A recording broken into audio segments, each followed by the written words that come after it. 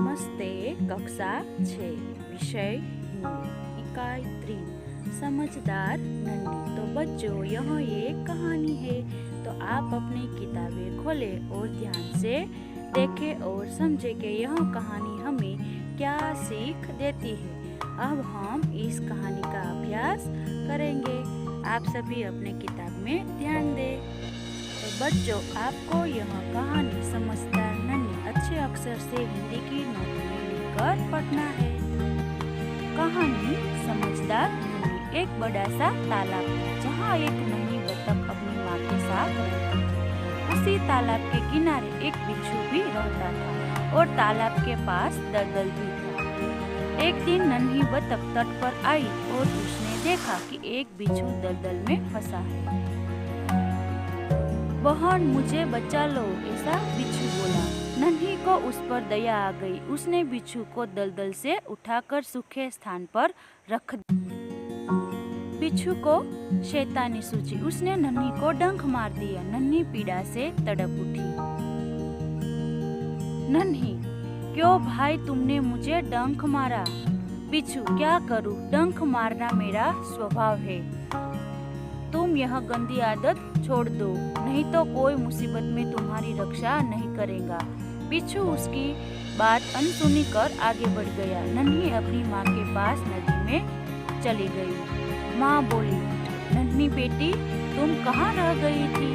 नन्ही, माँ एक बिच्छू दलदल में फंस गया था, उसे बचाने में देर हो गई। माँ, बेटी यहाँ तुमने बहुत अच्छा काम किया है, लेकिन बदले में उसने मुझे डंक मार दिया। बिच्छू अपनी गंदी आदत का गुलाम है। तुम उसे चाहे कितनी बार बचाओ, वह बार बार डंक मारता रहेगा। नन्ही, माँ मैं उसकी गंदी आदत छुड़ा कर रहूंगी। कुछ दिन बाद बिच्छू के प्राण पुनः संकट में आ गए। इस बार वह पानी की धारा में जा गिरा और डूबने उतारने लगा। मौत सामने देखकर बिच्छू को नन्ही की याद आई। वह नन्ही को पुकारने लगा, नन्ही नन्ही मुझे बचा लो। नन्ही उसकी करुण पुकार सुन ली। वह झपट कर बिच्छू के पास आ गई। नन्ही, अब मैं उस गंदे स्वभाव वाले बिच्छू को नहीं बचाऊंगी। बहन मुझ पर दया करो। नन्ही का मन डोल गया। हो सकता है उसने अपनी गंदी आदत छोड़ दी हो, ऐसा नन्ही ने सोचा। नन्ही ने बिच्छू को दोबारा जीवन दान दिया। बिच्छू अपने स्वभाव के अनुसार उसे डंक मारने के लिए आगे बढ़ा। नन्ही उसका इरादा समझ गई। अब नन्ही बोली, बिच्छू भाई ठिठक क्यों गई, डंक मारो। बिच्छू शर्म से पानी पानी हो गया।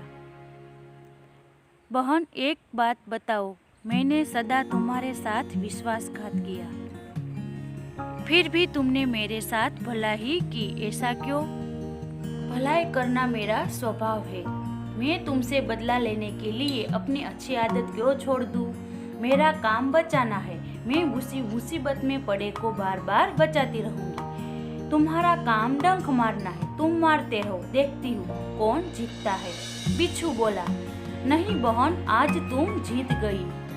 मैं वचन देता हूँ कि अब मैं किसी निर्दोष जीव को डंक नहीं मारूंगा। फिर नन्ही अपने माँ के पास नदी में चली गई। माँ, बेटी कहाँ देर करती? नन्ही ने पूरी घटना बता दी। प्यारी समझदार नन्ही, भले लोग अपनी बार बार की भलाई से इसी तरह बुरे लोगों को भला बनने की राह दिखाते हैं। नन्ही प्रसन्न होकर थिरकने लगी। वो खुश हो गई बहुत। इस कहानी से हमें यह सीख मिलती है कि अच्छे लोग अपने बार बार की भलाई से इसी तरह बुरे लोगों को भला बनाने की राह दिखाते हैं। तो बच्चों यह